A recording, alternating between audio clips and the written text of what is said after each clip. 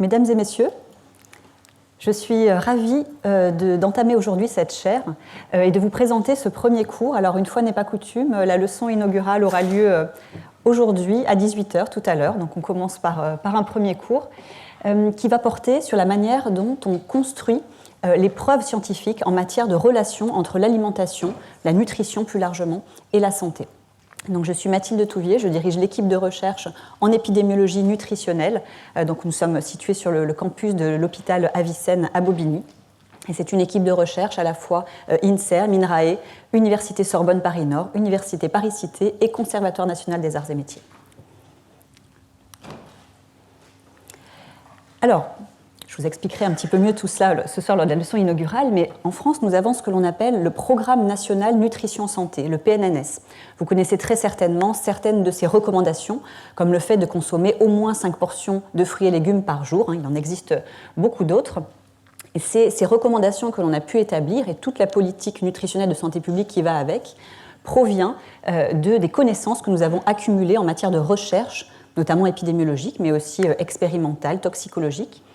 Et aujourd'hui, on va essayer de comprendre, de décrypter comment est-ce qu'on passe justement de la production de ces connaissances scientifiques en matière de recherche à ces recommandations et plus largement cette politique nutritionnelle de santé publique. Alors j'ai trouvé important de donner ce cours aujourd'hui, notamment puisque nous sommes dans un contexte où énormément d'éléments circulent en matière de liens alimentation, nutrition, santé, de par les réseaux, les réseaux sociaux, de par Internet ou des livres que vous pouvez voir, avec beaucoup d'informations, dont certaines évidemment ne sont pas du tout scientifiquement validées. Et l'idée du cours d'aujourd'hui, c'est vraiment de vous montrer justement la différence entre ce qu'on peut lire comme ça de manière isolée sur le web et ce qui fait vraiment l'objet de preuves, de niveaux de preuves forts en matière de relations nutrition-santé et tout le processus qu'il y a derrière. Alors pour illustrer cela, je vais m'appuyer sur un sketch note que nous avons produit dans le cadre du réseau NACRE. Le réseau NACRE, c'est le réseau Nutrition, Activité Physique, Cancer, Recherche, qui est piloté par mon équipe et qui regroupe l'ensemble de la recherche en nutrition et cancer en France et qui s'étend maintenant aussi à l'Europe. Et donc nous avons préparé un sketch note avec la collaboration du centre de Jouy, de l'INRAE, Mathilde Huys aussi de l'IARC, qui permet justement de décrypter pas à pas cette démarche scientifique. Alors nous sommes un groupe de chercheurs, chercheuses en nutrition, en épidémiologie nutritionnelle, et on nous pose souvent la question de comment s'y retrouver justement dans ce qu'il y est réellement validé par la science en matière de relation, d'impact de notre alimentation sur la santé. Bien pour ça, comme toujours en recherche, nous allons formuler des hypothèses, nous allons les tester dans le but de les confirmer ou de les infirmer, et nous allons pour cela suivre une méthodologie scientifique bien codifiée. Essayer d'apporter une réponse qui soit la plus objective possible. Ensuite, nous communiquons nos résultats dans le cadre de publications scientifiques. Donc, avant de voir ça sur le web, nous sommes dans le cadre de publications qui ont toujours le même plan, qui sont là aussi très codifiées, qui vont présenter les observations initiales, la question de recherche que l'on se pose, l'hypothèse ou les hypothèses que l'on souhaite tester, l'expérience ou les observations que l'on va mettre en place, donc la méthodologie, les résultats, l'interprétation et puis évidemment la conclusion qui permet d'infirmer ou de confirmer notre hypothèse de départ. Alors, si on prend l'exemple de l'impact du bêta-carotène, notamment sur le risque de cancer, initialement, les observations dont on disposait, donc là on fait un petit voyage dans le temps, on se situe dans les années 80, on disposait d'éléments d'observation qui montraient que le bêta-carotène, qui est un pigment que l'on trouve notamment dans les fruits et légumes, notamment orange mais pas que, a des caractéristiques intéressantes, notamment en matière de stress oxydant, donc pour prévenir ce stress oxydant. La question qui se posait, c'est est-ce que, puisqu'on a commencé à identifier que les mécanismes d'oxydation, notamment, faisaient partie de l'étiologie de certaines pathologies chroniques, comme les cancers, on se posait la question d'un effet protecteur potentiel du bêta-carotène sur les cancers. L'hypothèse qu'on souhaitait tester, c'est est-ce que la consommation de bêta-carotène réduit ou non le risque de cancer. Et donc pour cela, on a mis en place, alors c'est un on un peu général, dans les années 80, je démarrais à peine dans la vie, mais dans ce cadre-là, les chercheurs ont mis en place différents types d'expérimentations. Donc, Ces types d'expérimentation ont permis d'analyser les résultats de chaque étude et puis d'analyser la globalité, l'ensemble des études disponibles pour rendre une conclusion que je vous délivrerai ensuite. Donc tout cela dans le but de confirmer ou non notre hypothèse protectrice du bêta-carotène. Alors, de quel type d'informations disposait-on ? Eh bien déjà des études au niveau expérimental, des études dites in vitro et in vivo. Donc tout d'abord des études sur des cellules isolées, donc en dehors des organismes. Certaines de ces cellules étaient exposées au bêta-carotène, d'autres pas. Et on étudiait un certain nombre de paramètres pour comprendre comment le bêta-carotène pouvait interagir avec ces cellules pour éventuellement contrecarrer certains mécanismes délétères qui pouvaient jouer un rôle dans la carcinogénèse. Les résultats de ces types d'études-là, à l'époque, notamment toujours dans les années 80, étaient très encourageants, ce qui a conduit les chercheurs à vouloir mettre en place d'autres études. Donc l'étape suivante, évidemment, puisque là on est sur des cellules isolées, ce sont des recherches qui ont des limites. Une cellule isolée ne réagit pas de la même manière que lorsqu'elle est entourée des autres cellules dans un organisme complexe avec toutes les interactions qu'on peut supposer entre les cellules d'un même organisme. Et puis l'exposition au bêta-carotène qu'on essaye de mimer dans ces études expérimentales, on ne sait jamais si on arrive suffisamment à se rapprocher de la réalité des doses qu'on ingère au quotidien dans notre alimentation. Autre type d'études, les études toujours expérimentales, mais cette fois-ci sur des organismes entiers, donc notamment là chez l'animal pour l'instant, où on va comparer deux groupes d'animaux. Alors ce sont souvent des souris, des rames, ça peut être toutes sortes de modèles en fonction des hypothèses qu'on veut tester et du modèle plus ou moins approprié. Et donc certaines souris ici sont nourries avec du bêta-carotène, d'autres pas. Et on étudie comment ce bêta-carotène va protéger ou non l'apparition de tumeurs. Donc là, ce sont des modèles qui sont plus ou moins, qui peuvent être différentes, notamment chez des souris qui sont promptes à développer certaines tumeurs pour accélérer notamment les expérimentations. Là aussi, les études expérimentales chez l'animal, dans les années 80-90, donnaient des résultats encourageants en termes de protection du bêta-carotène vis-à-vis des tumeurs dans ces modèles animaux. Là aussi, vous imaginez aisément les limites de ce type d'études, puisque ce ne sont pas les mêmes espèces entre les animaux chez qui on teste et l'homme. Là aussi, on a la question de la dose, qu'on se pose toujours aujourd'hui. D'ailleurs, comment est-ce qu'on transpose ce qui est observé chez l'animal à des doses qu'on peut avoir dans la vraie vie, dans les expositions que l'on peut retrouver chez l'homme. Ce qui nous amène à conduire des expérimentations, ou en tout cas des études pour l'instant d'observation chez l'humain. Alors, les études épidémiologiques d'observation, il en existe de différents types. Il en existe à l'échelle des populations, qu'on va le voir après, ce qu'on appelle les études écologiques, où on va regarder des grandes tendances en matière d'exposition, l'exposition qui nous intéresse, ici le bêta-carotène, ça peut être d'autres expositions nutritionnelles, et on regarde également ce qui se passe en matière de répartition des maladies, des cancers entre les populations comparées. Il y a d'autres études, types d'études toujours observationnelles, c'est-à-dire que là on n'intervient pas sur l'individu, on regarde simplement ce qui se passe en essayant justement d'intervenir le moins possible sur les comportements des participants. Mais là cette fois-ci des études au niveau individuel, on va chez les individus collecter des informations et on va ou non les suivre dans le temps. Alors, ces études-là d'observation, pareil, dans les années 80-90, montraient des résultats très encourageants. Je reviendrai un peu plus en détail dans le cours de la semaine prochaine, portant notamment sur les études Suvimax et Nutrinet Santé, et où on montre justement la genèse des hypothèses qui ont conduit à la mise en place de l'essai contrôlé randomisé Suvimax, notamment par rapport à ces hypothèses qu'on avait sur le bêta-carotène. Donc là aussi, des résultats encourageants. Alors, je reviens un petit peu pour faire un focus, pour entrer un tout petit peu plus en détail dans ces notions d'épidémiologie, sur les différents types d'études possibles en matière d'épidémiologie d'observation.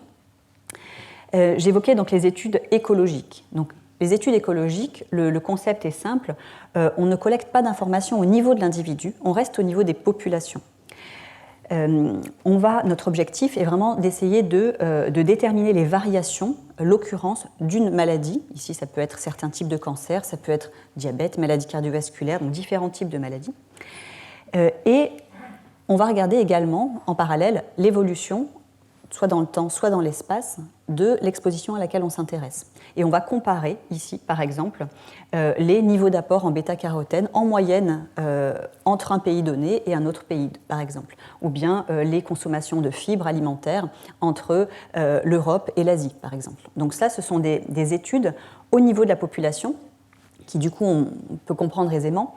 Dans les forces, c'est qu'elles sont relativement faciles à mettre en place. Il faut quand même avoir accès aux informations au niveau des populations, mais ça ne demande pas de méthodologie, de logistique très complexe pour aller collecter chez chaque individu des données sur son mode de vie, sur sa santé, etc. Et également, c'est une étude qu'on conduit à un moment donné, donc il n'y a pas de suivi dans le temps pour les études où on va comparer par exemple entre les pays. C'est une étude qu'on peut conduire en un an ou deux, en tout cas ça se fait sur le moment. Donc ces études-là, elles vont permettre de générer des hypothèses.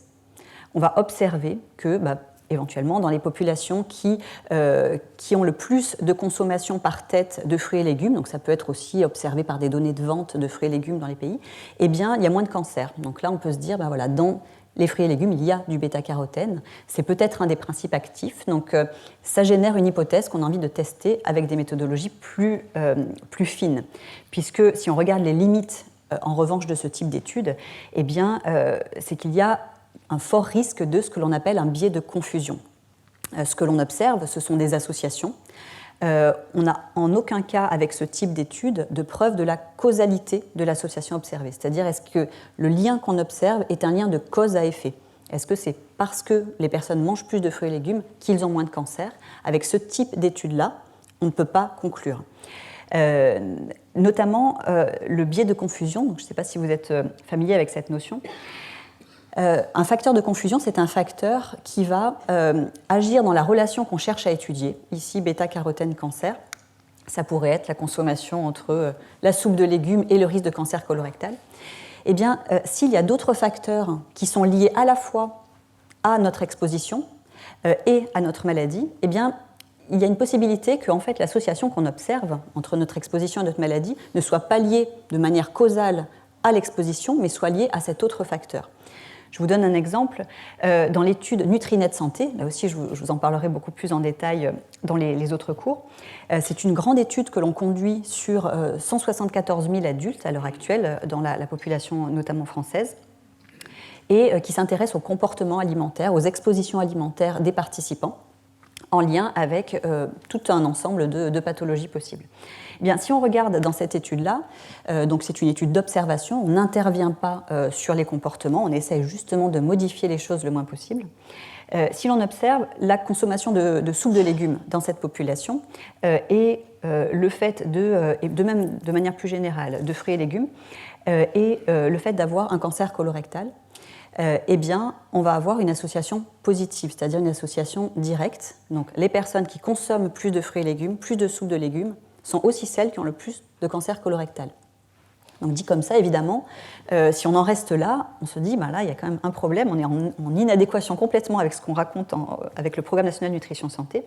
Et donc là, tout simplement, en tout cas pour nous, c'est censé être simple à ce stade épidémiologiste, on se dit, il y a forcément un tiers facteur, un facteur de confusion qui biaise l'association qu'on cherche à expliquer. Et là, en l'occurrence, le tiers facteur, le facteur de confusion majeur, c'est l'âge. C'est-à-dire qu'on a encore, même s'il y a une uniformisation des consommations alimentaires par certains égards, il y a quand même encore des grandes tendances et notamment les jeunes ne sont pas ceux qui mangent le mieux en termes de fruits et légumes, de soupe de légumes, etc. Et plus on avance en âge, mieux c'est sur ce paramètre-là. Et donc, hélas également, plus on avance en âge, plus on risque de développer un cancer colorectal ou une autre maladie. Et donc là, en fait, l'association qu'on observe est purement biaisée par ce facteur de confusion qui est l'âge. Donc, dans nos modèles, comme dans l'étude Nutrinet Santé, dont je vais vous parler, c'est un autre type d'étude, on peut prendre en compte ces facteurs de confusion. Mais dans une étude écologique comme celle-là, alors on peut ajuster sur la structure d'âge de la population, mais après tout ce qui va se passer au niveau individuel, le fait de fumer ou pas, de faire de l'activité physique ou pas, etc., tout cela, on n'a pas les données au niveau de la population et donc on ne peut pas prendre en compte ces facteurs de confusion. Donc ces études-là, elles sont très utiles pour générer des hypothèses, mais il faut aller plus loin. C'est notamment l'objectif d'autres types d'études d'observation. Donc cette fois-ci, on monte un petit peu en termes de qualité, de fiabilité des études. Donc j'ai essayé de représenter ça par la flèche des forces et limites, là où on est un peu plus équilibré. Dans la diapo précédente, on était plus du côté des limites. Donc avec ce type d'études-là, ce sont les études qui s'appellent cas témoins. Donc comme son nom l'indique, cas témoins, on va prendre un groupe de cas qui donc, a la pathologie qui nous intéresse, un groupe de témoins indemnes de cette pathologie qu'on est en train d'étudier, et on va mesurer leurs expositions. Donc ici, leurs apports en bêta-carotène, en fruits et légumes, en sel, en fibres, peu importe ce qu'on essaye d'étudier. Et on va s'intéresser à ces expositions-là, donc au niveau individuel. Donc là, on va procéder avec, j'aurai l'occasion de vous montrer des exemples dans Nutrinet, soit des enregistrements alimentaires de 24 heures, des questionnaires de fréquence. Donc on a tout un ensemble d'outils qui permettent de collecter ces informations sur l'alimentation des participants. Et puis on va ici comparer entre le groupe des cas et le groupe des témoins qui est le plus ou le moins exposé aux facteurs qu'on étudie. Là, on est donc au niveau individuel, donc c'est une des forces de cette étude. On peut travailler sur des pathologies qui sont relativement rares, parce que là, on va aller dans le service ou les services hospitaliers spécialisés dans cette pathologie, et donc on va recruter tous les cas qui ont déjà la maladie. On n'a pas besoin d'attendre des années qu'une maladie rare se déclare dans un échantillon, avec un effectif limité in fine. Donc on a cette possibilité. Évidemment, les coûts sont plus élevés que dans les études écologiques, mais par contre, ils restent moins élevés que dans les études qu'on va voir après, les études de cohorte. On peut avoir des résultats rapidement, puisque là, encore une fois, on n'attend pas que la maladie se développe, la maladie est déjà là, dans le groupe des cas, et puis donc, on a des témoins pour comparer. Et on peut tester un ensemble de facteurs. On a en général une hypothèse principale qui nous a conduit à mettre en place l'étude sur un facteur nutritionnel donné, mais comme on peut collecter un ensemble de paramètres, on va aussi pouvoir comparer d'autres choses. Donc on n'a pas besoin de tester un seul facteur. Et puis on est dans une situation qui est proche de la vie réelle. On essaye en tout cas, là aussi, d'intervenir le moins possible et de biaiser le moins possible les déclarations. Donc on essaye d'avoir les consommations, les apports de la vraie vie chez ces participants. Alors, le problème ici dans ce type d'étude, c'est notamment le biais de classement sur la mesure de l'exposition si on s'intéresse à une exposition passée. Parce que là, si on reprend notre hypothèse qui est est-ce que le bêta-carotène influence la carcinogénèse, donc dans une hypothèse plutôt protectrice, ce n'est pas le bêta-carotène qu'on a mangé la veille qui va le lendemain conduire à un diagnostic de cancer. C'est à peu près jamais ça en nutrition. On est sur des processus qui vont prendre 1 an, 5 ans, 10 ans, voire plus. Et donc, ici, on aurait envie d'interroger les participants sur ce qu'ils ont fait il y a 5 ans, 10 ans.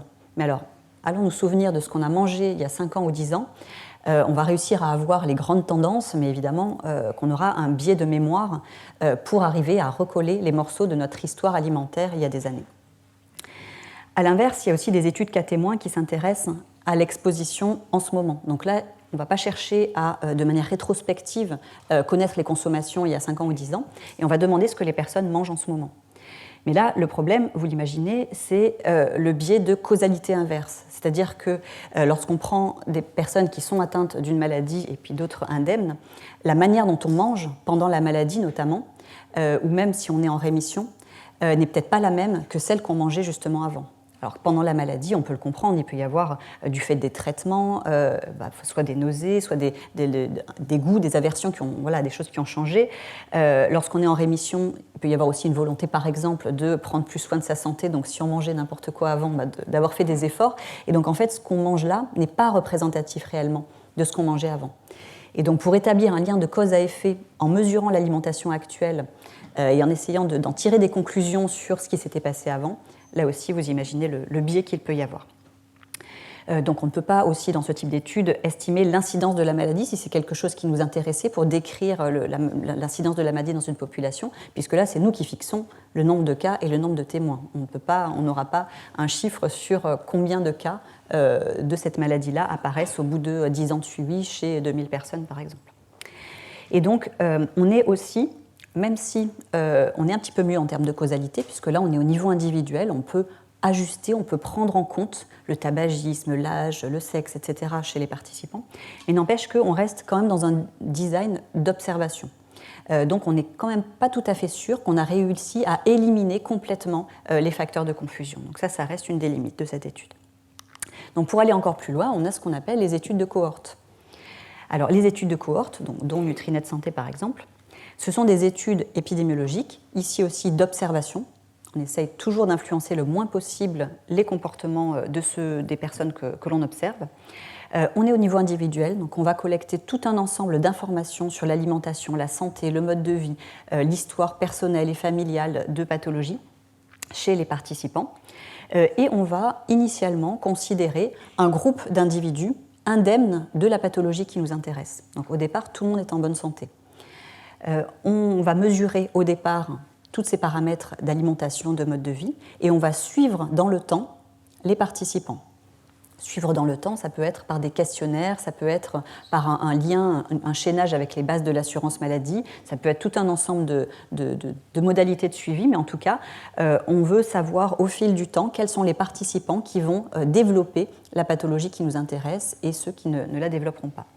Et donc l'objectif est bien entendu de comparer au bout d'un certain temps, entre ceux qui ont développé la maladie et ceux qui ne l'ont pas développée, lesquels mangeaient plus ou moins de bêta-carotène, de sel, de fibres, ou etc., le paramètre qui nous intéresse.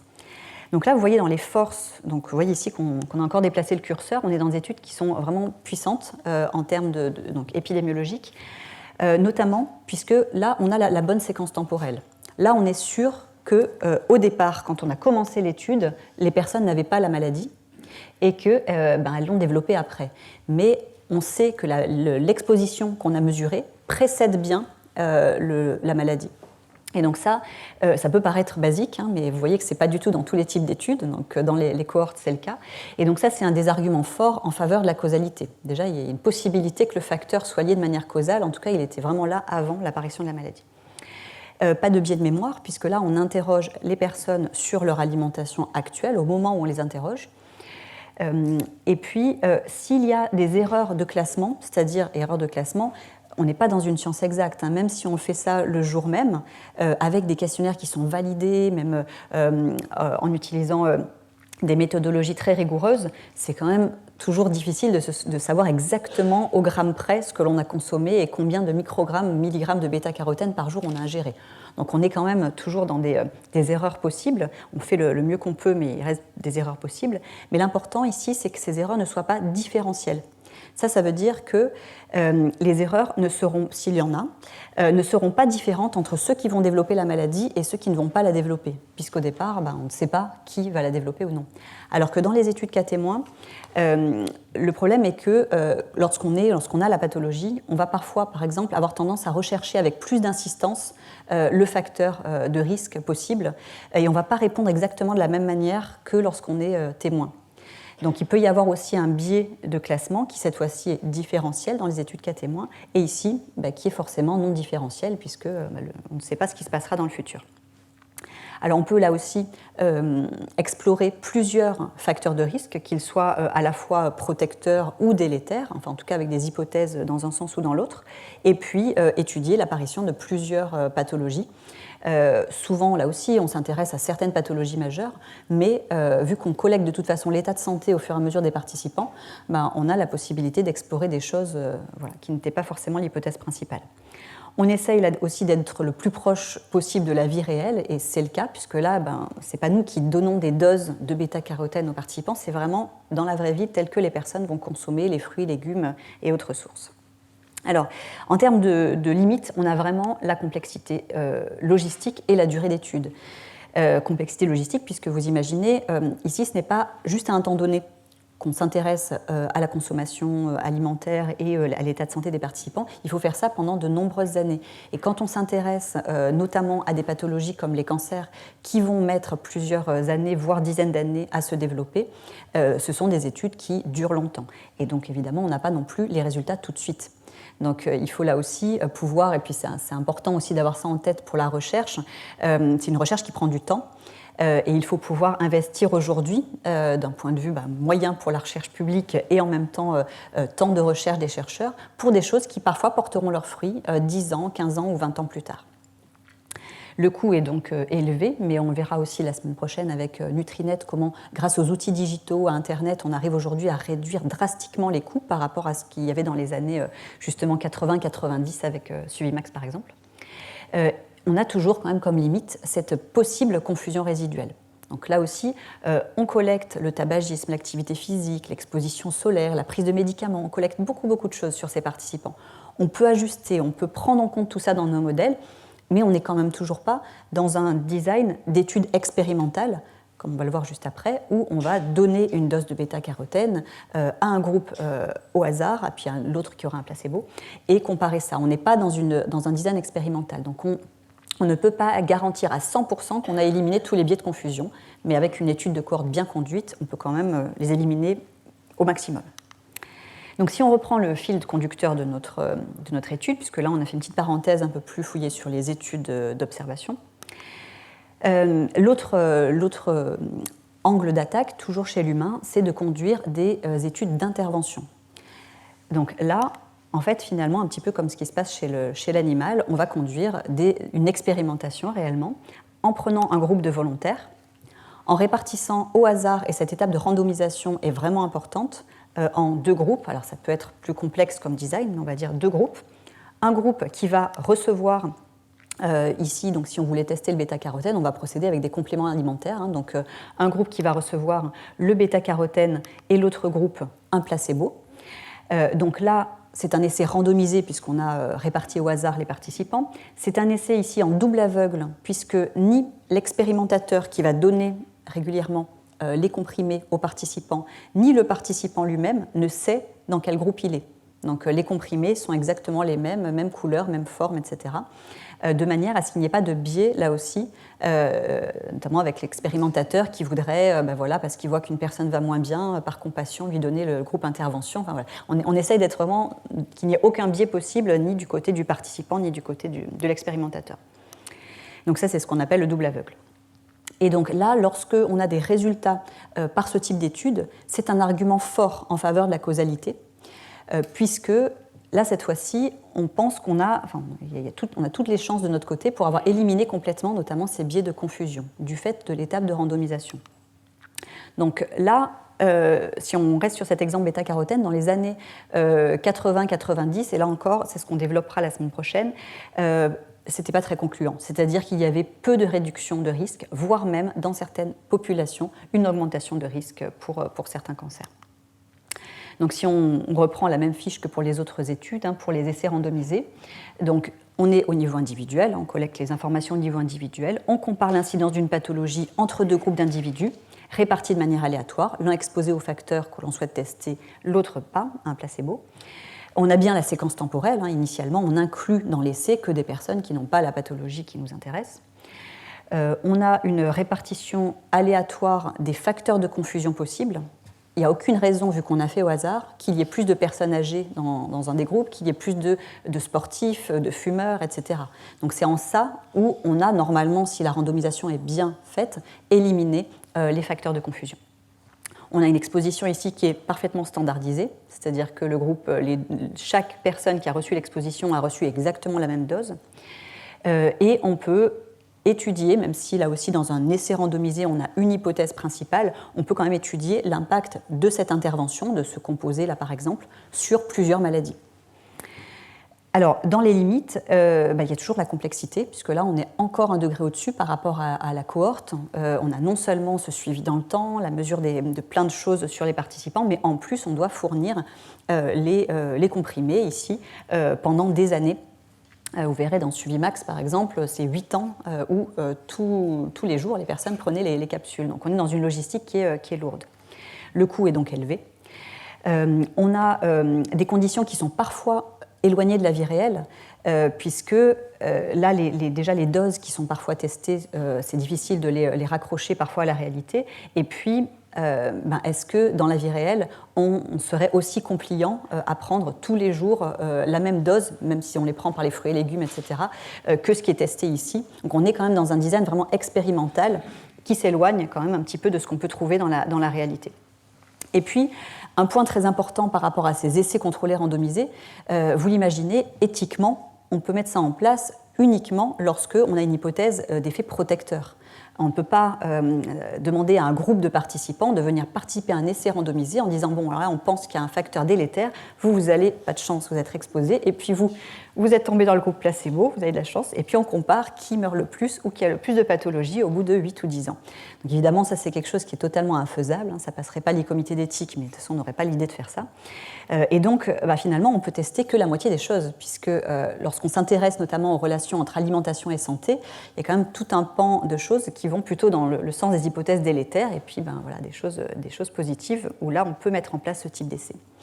Donc, je vous dis ça pour montrer la complémentarité de ces différentes méthodologies. On entend parfois si c'est pas un essai randomisé, c'est pas bon. Si c'est sur la souris, de toute façon, ça reste sur la souris, donc ça n'a rien à voir avec l'homme, on balaye tout. Si c'est une étude d'observation, on n'est pas sûr que les biais de confusion aient été éliminés, on balaye tout. Donc l'intérêt vraiment là, c'est de vous montrer qu'il n'y a pas un seul type d'étude qui vaut le coup d'être regardé, et que c'est vraiment un faisceau d'arguments auquel on va s'intéresser.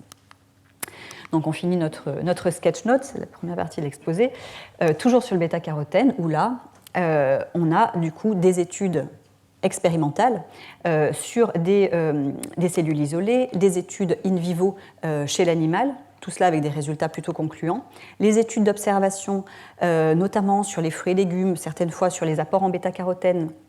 Les études, qu'elles soient cas témoins ou cohortes, sont plutôt également encourageantes. Mais là, pour le coup, lorsqu'on était passé à l'intervention, et là aussi je vous dévoilerai le pourquoi ça ne marchait pas la semaine prochaine, mais là, on avait non seulement pas d'effet dans la plupart des études, mais en plus un surrisque dans certaines conditions. Donc la conclusion, en tout cas, c'est qu'on ne recommande pas la supplémentation en bêta-carotène pour prévenir les cancers. Donc, tout cela... Comment est-ce qu'on procède? Donc, on publie nos résultats de recherche dans des journaux scientifiques. En fait, je pense que voilà, vous ici, qui vous intéressez un petit peu à la recherche, vous savez déjà tout ça. Mais c'est important de le rappeler, puisque la plupart des informations qui circulent sur les réseaux, lorsqu'on a un remède miracle, le citron congelé, etc., on va parler de tout ça aussi, je ne sais plus quelle date, mais un des cours, et ben là, vous ne trouverez pas beaucoup de publications scientifiques et rigoureuses de cette manière-là qui étayent l'hypothèse qui est avancée dans ces messages-là. Donc, on publie notre article scientifique, et là, c'est vraiment un processus qui est long. On rédige notre article selon le plan qu'on a vu au départ. On envoie ça à des journaux scientifiques. Donc, ça peut être des journaux dans notre domaine, soit de médecine générale, ou des journaux d'épidémiologie, de nutrition. Nous, on est au carrefour entre différentes sciences, donc on a le choix de plusieurs journaux. Et là, les journaux sont, les articles scientifiques que l'on envoie sont peer-reviewés, on appelle ça, donc reviewés par des pairs, qui vont donc 1, 2, 3, jusqu'à 5, 6 reviewers parfois. Les journaux demandent de plus en plus aussi la participation de patients, notamment lorsqu'on soumet un article au BMJ, le British Medical Journal, il y a quasiment tout le temps un reviewer qui est un patient qui aussi donne son avis, apporte son éclairage sur les travaux. Donc il y a vraiment un comité de spécialistes ou non spécialistes mais intéressés par le sujet qui va reviewer l'article et qui va donc soit refuser l'article, soit demander des modifications, soit le valider sans modification. Ça m'est arrivé une fois dans ma carrière sur, je ne sais pas, 300, 400 publications, donc voilà, ça c'est jamais. Donc en général, il y a un processus de review qui est assez long. Parfois, c'est 30 pages de réponse à l'éditeur ou au reviewer pour argumenter, pour montrer pourquoi est-ce qu'on a choisi ça, pour montrer que lorsque on teste toutes les hypothèses, les analyses de sensibilité qu'il demande, eh bien, les résultats restent stables. Donc c'est quelque chose qui prend du temps. Ça prend plusieurs mois en général. Donc voilà, in fine, on espère l'article accepté et la publication de l'article. Alors, cet iceberg, pour vous montrer, pour résumer finalement la complexité du processus. Ce que l'on voit quand on est citoyen, c'est la recommandation de santé publique. C'est le manger au moins 5 portions de fruits et légumes par jour ou autre. Mais derrière ça, avant ça, il y a tout un ensemble de choses qui sont produites et qui démarrent par les résultats de la recherche qu'on a vu ici. Donc les études in vivo, in vitro, épidémiologiques, d'observation, essais randomisés, et également du coup une prise en compte de toute cette littérature scientifique dans le cadre de revues systématiques. Donc les revues systématiques, l'objectif c'est, comme leur nom l'indique, autour d'une question donnée, donc on s'intéresse à une exposition donnée et une maladie donnée, on va essayer de retrouver tous les articles qui portent sur cette question-là. Donc c'est vraiment là aussi une méthodologie qui est codifiée. Donc on procède, on a des moteurs de recherche, notamment PubMed pour ceux qui connaissent un petit peu la recherche médicale. Donc c'est notre moteur de recherche favori, mais il en existe d'autres. Quand on fait des revues systématiques, souvent on va croiser plusieurs moteurs de recherche. On a toute une recherche par mots-clés pour être sûr de ne rien louper. On fait lire les publications par 2 experts qui vont ou non juger de l'éligibilité ou non de la publication pour notre revue systématique. Donc tout ça aussi, c'est un processus qui est codifié. Lorsqu'on a les données pour le faire, on va réaliser ce qu'on appelle des méta-analyses. Les méta-analyses, c'est finalement un résumé chiffré des études auxquelles on s'intéresse. Je vais vous montrer un ou 2 exemples après. Lorsqu'on s'intéresse à bêta-carotène et cancer du poumon, par exemple, eh bien on va prendre toutes les études ici épidémiologiques chez l'homme qui se sont intéressées à cette question-là. On va regarder leurs résultats en termes de force de l'association entre le bêta-carotène et cancer, et on va en faire, on va dire, une moyenne pondérée de tous ces résultats-là, pondérés sur la taille de l'étude. Les études sur beaucoup plus de monde vont peser plus dans cette moyenne. Donc ça, c'est ce qu'on appelle des méta-analyses. Donc c'est une autre manière de synthétiser l'ensemble des connaissances. Et ensuite, on examine tout cela dans le cadre d'expertise scientifique collective. Et là aussi, c'est important, puisque tout cela ne vient pas simplement d'une personne isolée, même d'un scientifique isolé, même si c'est un scientifique très sérieux, ou d'une équipe de recherche toute seule. Ce sont des processus qui vont là aussi être codifiés. Et donc vous en aurez un exemple, notamment sur ce qui se fait à l'IARC. C'est vraiment des choses qui sont lourdes dans le sens positif du terme, en tout cas très sérieuses. Donc elles sont conduites, elles sont pilotées, orchestrées par des organismes nationaux ou internationaux. Donc ça peut être justement le Centre international de recherche contre le cancer, ça peut être également l'Institut national du cancer en France, ça peut être l'ANSES, donc l'Agence nationale de sécurité, alimentation, environnement, santé au travail. Donc il y a des organismes comme ça habilités à piloter ces expertises collectives. Elles vont réunir des groupes d'experts, ils vont réunir des groupes d'experts de différentes disciplines, des épidémiologistes, des toxicologistes, des spécialistes de tel ou tel mécanisme, de l'épigénétique, etc. Ces groupes d'experts vont procéder là aussi avec une méthodologie codifiée pour regarder l'ensemble de cette littérature, l'ensemble des études disponibles, les résultats des revues systématiques, des méta-analyses, et évaluer in fine le niveau de preuve de l'association à laquelle on s'intéresse. Donc vous voyez que c'est un travail titanesque, et là aussi on est loin de la fake news qui circule sur Internet. Donc là, en l'occurrence, encore une fois, vous aurez plus de détails la semaine prochaine, mais avoir une alimentation diversifiée, équilibrée et éviter la prise de compléments alimentaires en population générale, et notamment le bêta-carotène à forte dose, ça fait partie des choses maintenant que l'on sait, notamment grâce à tout ce processus qui a pu avoir lieu sur cet exemple précis. Alors, moi, je vais vous détailler un tout petit peu l'exemple du WCRF, puisque tout à l'heure, donc, l'exemple du Centre international de recherche contre le cancer va être développé. Je regarde le temps. Donc, dans le cas du WCRF, c'est le World Cancer Research Fund. Donc, c'est une organisation donc, avec l'American Institute for Cancer Research, AICR, qui s'est donné pour mission de faire cette synthèse justement en continu des niveaux de preuve dans le domaine alimentation, nutrition plus généralement et cancer. Et donc ils vont s'intéresser à la fois à tout ce qui est facteur protecteur, mais aussi facteur de risque, enfin les deux. Initialement, donc, ils ont procédé par des grands rapports, un en 1997, en 2007 et puis en 2018. Et puis maintenant, il y a un processus de travail qui est plus une actualisation en continu des résultats sur ces niveaux de preuve en matière de nutrition et cancer. Et donc là, il y a tout un programme de travail qui notamment porte sur l'incidence des cancers, donc le risque de développer un premier cancer en lien avec tout un ensemble de tout ce qu'on peut consommer dans notre alimentation. Et je dis au sens large, plus la nutrition, puisqu'on s'intéresse aussi à tout ce qui est sédentarité, activité physique. Il y a aussi tout un programme de recherche autour des cancer survivors, donc des personnes qui ont eu un premier cancer et qui sont soit pendant les traitements ou soit en rémission, et donc sur l'impact de l'alimentation sur le pronostic du cancer en cours et ou sur le risque de récidive ou de second cancer. Il y a tout un volet donc, qui s'intéresse au mécanisme. Et puis, étant donné que l'obésité, là aussi on le verra, notamment dans la leçon inaugurale, l'obésité est un facteur de risque fort et reconnu maintenant de nombreuses localisations de cancer, le WCRF s'est aussi intéressé à tout ce qui est facteur de risque ou facteur protecteur prouvé, avéré d'obésité.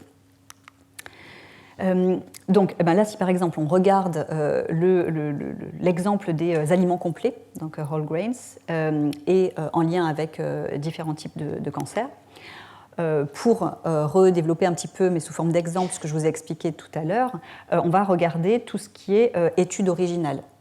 Donc les études de recherche ici originales, on a par exemple une étude de cohorte qui a été conduite dans une population aux États-Unis, donc la cohorte NIH-ARP, et qui s'est intéressée à la consommation d'aliments complets en lien avec le risque de cancer colorectal, qui a mesuré par des outils validés la consommation de ces aliments complets chez l'ensemble des participants.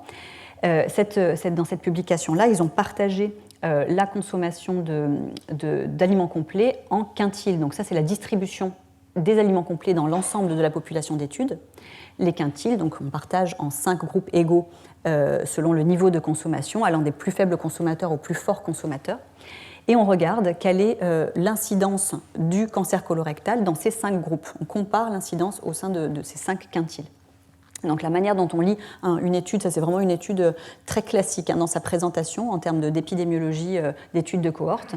On regarde en général le modèle qui est ajusté sur l'ensemble des facteurs de risque. Donc ça veut dire, regardez ici, ils ont pris en compte le tabagisme, ils ont pris en compte l'activité physique, le sexe, est-ce que les femmes notamment étaient sous traitement hormonaux de la ménopause. On ajuste sur les apports en énergie, en calcium, etc., etc. Les fameux potentiels facteurs de confusion dont on parlait tout à l'heure. Donc tout ça est pris en compte. Et on va regarder le modèle qui prend tous ces facteurs en compte. Ici, nous avons les 5 quintiles, 1, 2, 3, 4, 5, donc du plus faible consommateur au plus fort consommateur. La catégorie de référence ici, le 1, ce sont les plus faibles consommateurs. Et on regarde la force de l'association, comment évolue le risque de développer un cancer colorectal, plus on va augmenter la consommation d'aliments complets ici. Et donc ce qui quantifie cette force d'association, c'est ce qu'on appelle le risque relatif. C'est ici le 0,92, 0,93, etc. Et donc ce qu'on voit ici, alors un risque relatif, la manière dont il s'interprète, lorsqu'on est à 1, c'est qu'il n'y a pas d'association. C'est-à-dire, ici, c'est notre référence. 1 veut dire il n'y a pas spécialement d'association. Finalement, il y a autant de cas de cancer colorectaux chez des faibles exposés, fort exposés. C'est comme s'il y avait 0 association. Lorsque le risque relatif est en dessous de 1, c'est le cas ici, on a une association inverse, donc c'est-à-dire un effet protecteur. En tout cas, ça suggère un effet protecteur.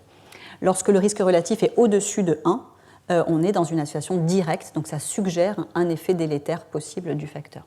Et donc vous voyez ici qu'on est toujours là donc, en dessous de 1, plus on va augmenter la consommation d'aliments complets avec une tendance qui semble à peu près linéaire, puisqu'on part de 1, 0,92, 93, 81, 79. Donc on a un petit P qui nous dit si l'association est significative et qui est ici très significative dans le sens protecteur. Donc ça c'est simplement pour vous montrer la manière dont on interprète, dont on présente et qu'on interprète une étude épidémiologique. Et donc, eh bien, il y en a eu plusieurs, des comme celle-ci, qui ont pu être méta-analysées, pris en compte dans une méta-analyse. Donc celle qu'on a regardée juste avant, c'est celle de d'Arthur Schatzkin ici. Et donc toutes celles qui se sont intéressées à aliments complets en lien avec cancer colorectal ont été pris en compte dans cette méta-analyse. Et on voit ici le losange rouge qui synthétise le résumé chiffré, la moyenne pondérée par la taille d'étude, comme je vous disais tout à l'heure, qui montre ici une association au global qui semble aller dans le sens protecteur avec un risque relatif inférieur à 1 et voilà, un intervalle de confiance qui montre que l'association est significative. Donc ça. Donc là, c'était ce qu'on avait sur donc, aliments complets et cancer colorectal. Ici, dans les aliments complets, l'hypothèse forte de protection, c'est notamment les fibres que ces aliments complets contiennent. Aliments complets, ça peut être tout ce qui est légumineuse, et notamment le pâte, pain, riz complet, semoule complète. Et la consommation de fibres, il y a aussi les apports des légumineuses et des fruits et légumes. Et donc vous voyez ici que pour ce qui est fibre et cancer colorectal, on a une multitude d'études ici qui toutes vont globalement dans le même sens. Et en tout cas, lorsqu'on les prend en compte dans la méta-analyse, ici, vous voyez qu'on a aussi un lien protecteur significatif qui est évoqué. Et on peut modéliser aussi pour bien voir s'il y a une relation dose-réponse, et ça c'est un paramètre important. Parfois, toutes les associations qu'on va étudier en alimentation santé n'ont pas forcément une courbe comme celle-ci qui soit toute bien linéaire. Alors celle-ci, c'est vraiment le cas d'école, hein, je ne l'ai pas choisi au hasard. On a vraiment une association très linéaire dans le sens protecteur entre ici la consommation d'aliments complets et le risque de cancer colorectal. Il est possible dans la réalité parfois d'avoir des associations en U ou en J. Mais c'est vrai que souvent, dans les paramètres qu'on étudie comme ça, alimentation, santé, on est souvent dans des doses-réponses linéaires. En tout cas, quand on voit une logique en termes de dose-réponse, c'est aussi un argument fort en faveur de la causalité de l'association observée. Alors, ce qu'ils font également au WCRF, c'est qu'ils essayent de prendre en compte les mécanismes, la plausibilité mécanistique des associations observées. Donc, il y a une prise en compte avec revue systématique et méta-analyse des études chez l'humain, mais il y a aussi toutes ces études-là notamment in vitro, in vivo, qui posent la question finalement de ce qu'on observe au niveau association chez l'humain. Est-ce que derrière, il y a des mécanismes plausibles en termes d'inflammation, de stress oxydant, de perturbation du microbiote ou autre, qui peuvent expliquer un lien de cause à effet finalement entre notre exposition et notre pathologie. Et donc, ils ont notamment développé un logiciel avec l'université de Bristol pour essayer pour un facteur nutritionnel donné et une pathologie donnée, de regarder toutes les études au niveau mécanisme et de voir celles qui ressortent avec le plus d'insistance et donc les mécanismes les plus plausibles et de voir s'ils arrivent là aussi à apporter des arguments en faveur de cette causalité, puisqu'in fine, c'est vraiment ça là, l'objectif dans ces expertises collectives, c'est est-ce qu'il y a un lien de cause à effet entre le facteur et la maladie étudiée. Donc, une fois que tout ce travail est réalisé, donc c'est vraiment dans le cadre d'une expertise collective que toute cette évidence scientifique est analysée, avec un panel qui va regarder justement tous ces résultats humains, expérimentaux, etc. Et qui a notamment en tête, au moment de juger du caractère causal ou non de l'association, qui a notamment en tête ces critères-là, donc les critères de Sir Bradford Hill. Donc ça commence à dater, mais c'est vraiment quelque chose qui fait encore référence en épidémiologie. Ce sont des critères. Alors, s'il en manque un, ça ne veut pas dire que l'association n'est pas causale, mais plus on va réunir de ces critères-là, plus on est sûr de nous en matière de causalité de l'association qu'on étudie. Donc il y a la force de l'association, plus on a une association qui est forte, le risque relatif, plus il est élevé ou faible dans le sens protecteur, plus la probabilité d'avoir une association causale, d'avoir un lien causal est importante. Lorsque on arrive dans différentes populations et à différentes époques, à retrouver toujours ce même lien de manière assez cohérente, même si dans une population il y avait plus d'hommes, plus de femmes, etc., mais qu'à chaque fois on arrive toujours à avoir ce lien, c'est aussi un argument en faveur de la causalité. Ce n'est pas une condition sine qua non, mais ça peut être un facteur intéressant. Alors la spécificité de la cause et de l'action, ça on n'a jamais ça en nutrition, ça voudrait dire qu'on étudie un facteur qui... forcément, lorsqu'on est exposé, va donner la maladie. Lorsqu'on n'est pas exposé, on n'a pas la maladie. Bon, ça, et heureusement d'ailleurs, en nutrition, certains vont manger du bêta-carotène, plus ou moins des fibres, plus ou moins, mais il n'y a jamais de facteur, à moins de manger un poison, un contaminant. On a peut-être des exemples justement avec l'IRC après, mais en général, on est plus sur des choses où on n'a pas cette spécificité. Donc c'est beaucoup plus difficile de voir justement les liens. La relation dose-effet, on en a parlé. La plausibilité biologique, mécanistique, c'est un argument également important. Est-ce qu'on a des aspects expérimentaux chez l'animal, in vitro, in vivo, pour étayer tout ça, c'est important. Et analogie, c'est lorsqu'on étudie un facteur finalement qui peut être proche d'un point de vue chimie organique, d'un point de vue pharmacologique d'un autre facteur, pour lequel là on a des preuves très fortes d'action, ça peut être un argument de plus en disant il est plausible que ce facteur-là agisse également, puisque d'un point de vue biochimique, il a des similarités par exemple avec l'autre. Alors, dans l'objectif final de ces expertises collectives, c'est vraiment de donner un niveau de preuve. Et donc, ici, par exemple, au WCRF, c'est un certain codage, au CIRC, c'en est un autre. Mais l'idée, c'est d'avoir des niveaux de preuve les plus forts possibles lorsqu'on y parvient, lorsque les preuves sont là, donc qui peuvent aller de probable à convaincant là, pour le WCRF. C'est seulement lorsqu'on a des niveaux de preuve de cette force-là que l'on va élaborer des recommandations pour la population. Donc on intègre ça après dans les politiques de santé publique, donc soit dans le sens protecteur ou dans le sens délétère. Et puis, il peut y avoir après des éléments qui sont suggérés, mais on n'a pas encore assez d'éléments, donc il va falloir d'autres recherches pour pouvoir aller plus loin. Des choses qui, pour l'instant, ne donnent aucune on ne pense pas qu'il y ait d'association. Et puis, on peut, à l'inverse, aussi avoir suffisamment d'éléments scientifiques pour dire, là, on est sûr, à peu près, qu'il n'y a pas d'association. Donc là, on a un niveau de preuve qui est fort, mais dans le sens, il n'y a rien. Ça peut arriver aussi.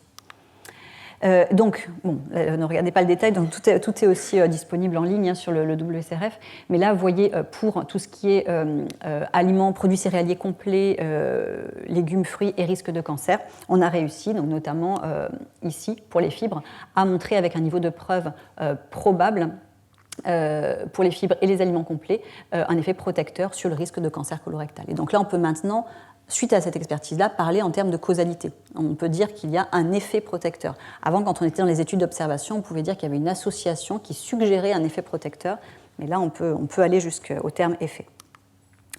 Et donc, là aussi, c'est tout petit, je me rends compte, mais c'est plus pour le concept.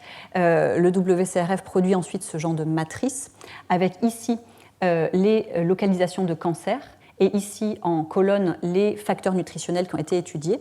Lorsqu'on est les cases vertes, ici, ce sont les facteurs protecteurs.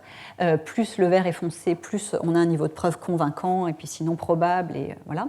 Et lorsqu'on est dans les couleurs chaudes, donc orange, ça veut dire effet probable délétère, et puis rouge, effet convaincant délétère. Donc on a ça, et toutes les cases vides ici, c'est toute la recherche qui reste encore à conduire, puisque c'est des choses sur lesquelles on n'a pas suffisamment de preuves scientifiques pour pouvoir conclure. Donc ensuite, on aboutit aux recommandations ici qui sont qui sont tout à fait en phase avec celles du Programme national nutrition santé, mais qui sont celles officielles du WCRF. Donc essayer ici notamment, je ne vais pas les passer en revue, ce n'est pas le cours d'aujourd'hui, mais d'avoir une alimentation riche en céréales complètes, légumes secs, fruits et légumes qui sont sources de fibres, puisque c'est un des éléments importants pour prévenir notamment les cancers colorectaux. Donc là, je ne développerai pas ça, puisque c'est l'objet du séminaire qui suivra, donc de la docteure Marie Schubauer-Berrigan, qui pourra vous présenter la démarche qui est conduite au niveau du CIRC. Donc c'est le Centre international de recherche contre le cancer de l'Organisation mondiale de la santé, qui s'intéresse cette fois-ci aux éléments potentiellement cancérigènes, donc plutôt dans le sens délétère, et qui ne s'intéresse pas uniquement à l'alimentation. Donc c'est beaucoup plus large, par contre, que ce qui nous intéresse là aujourd'hui sur l'aspect alimentation, qui va s'intéresser à tous les cancérigènes possibles. On a aussi au niveau national une démarche d'expertise collective qui a été conduite il y a quelques années maintenant avec l'Institut national du cancer, et notamment en focalisant sur les facteurs de risque ou protecteurs les plus pertinents pour la population française.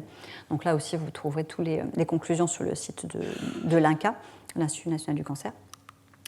Et pour vous expliquer aussi, pour remontrer finalement que tous ces processus, ces procédures d'expertise collective sont là aussi très codifiées avec des méthodologies, une réflexion aussi méthodologique sur comment conduire des expertises collectives les plus fiables possibles. Et donc ça, notamment, il y a eu tout un groupe d'experts à l'ANSES auquel j'ai participé il y a quelques années pour essayer de voir comment est-ce qu'on prend en compte l'incertitude, comment est-ce qu'on arrive à établir le poids des preuves en matière notamment alimentation et santé.